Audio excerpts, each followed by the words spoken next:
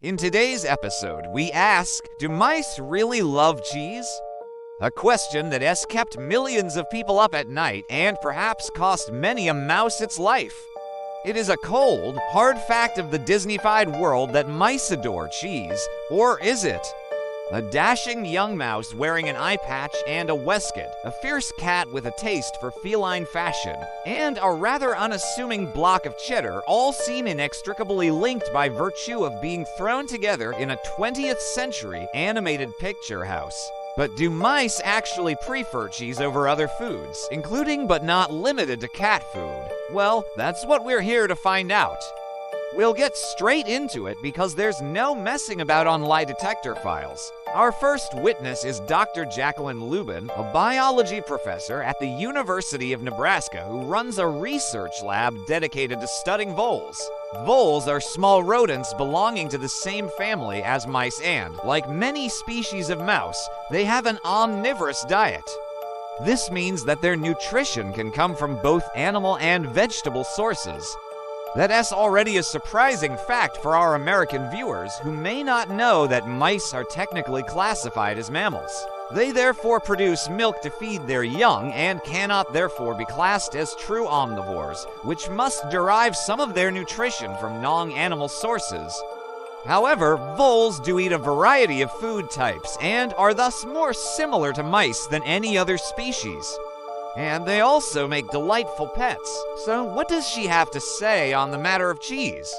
In the wild, voles generally eat seeds and vegetation, but will occasionally eat insects or birds' eggs. When they're kept as pets, however, they'll eat anything.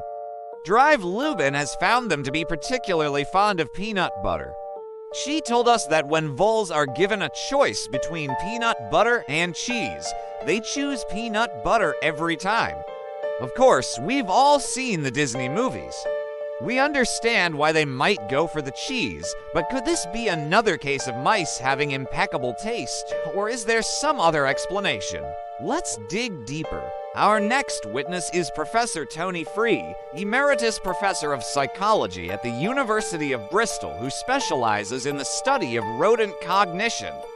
Like many psychologists, he works extensively with rats, which, although related to mice and voles, are often treated separately in popular culture, usually by being anthropomorphized and turned into cartoon characters.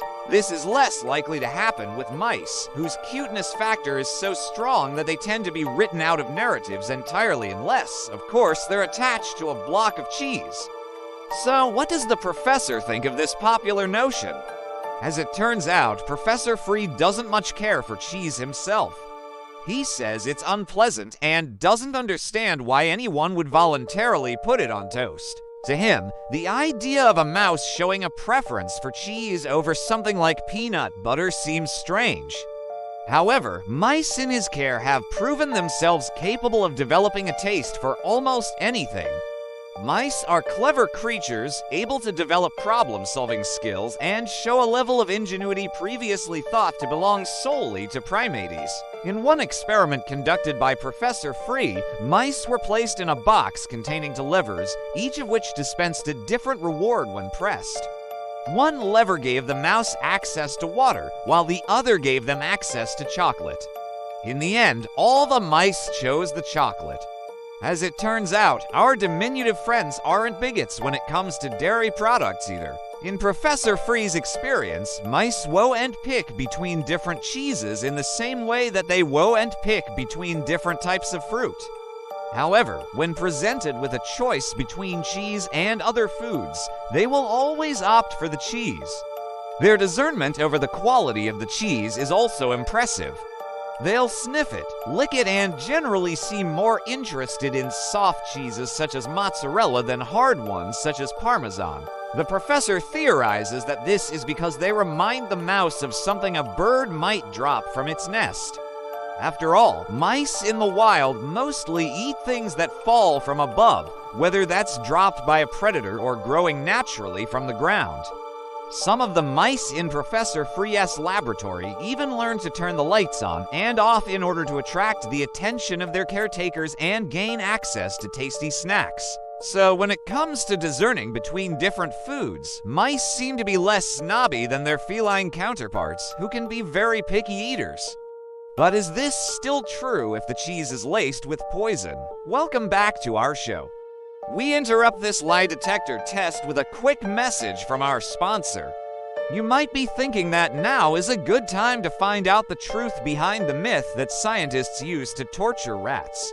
We'd like to thank our sponsor for supporting this video, and now back to the show. Our next witness is Lucy Aylen, Chief Executive of the Royal Society for the Prevention of Cruelty to Animals, or our SPCA, a British charity founded in 1824 to prevent cruelty to animals. Now, we're sure you're wondering what a mouse charity has to do with cheese. Well, we don't believe the mice charities have ever been involved in this issue, but as a child, most of us saw Tom and Jerry cartoons where Jerry was tricked into eating a piece of cheese only for it to turn out that the cheese was actually a trick to catch him.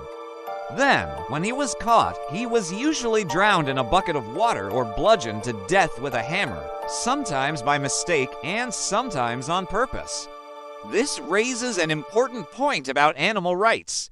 However, it also raises a more practical question. How often do mice eat things they shouldn't? According to Miss Eileen, mice are as curious as cats, especially when it comes to human food. This means they're willing to try most things once, which is lucky for them, as mice are known to occasionally suffer from malnutrition, which can kill them in just a few weeks. But Miss Aylen warns against leaving your leftovers lying around. Rats and mice have been known to chew through packaging in search of treats, meaning that they might accidentally eat something poisonous. Although they are more likely to avoid eating something that's toxic, they won't necessarily know it's toxic before they eat it. And once they've eaten it, there's not much you can do to help. This means that people shouldn't leave potentially toxic substances lying around, whether or not they think they've adequately sealed them away. Surprisingly, Miss Aylen tells us that mice don't usually go after cheese specifically, though they will eat it if they can't find anything else. Instead, they're usually attracted to the grease that cheese comes with, which is also why they're so drawn to kitchens. So in this case, it seems that the association between cheese and mice is more a case of cheese being often found in kitchens than actual proclivity towards the dairy product itself. Thanks for watching. Don't forget to check our channel for more videos like this.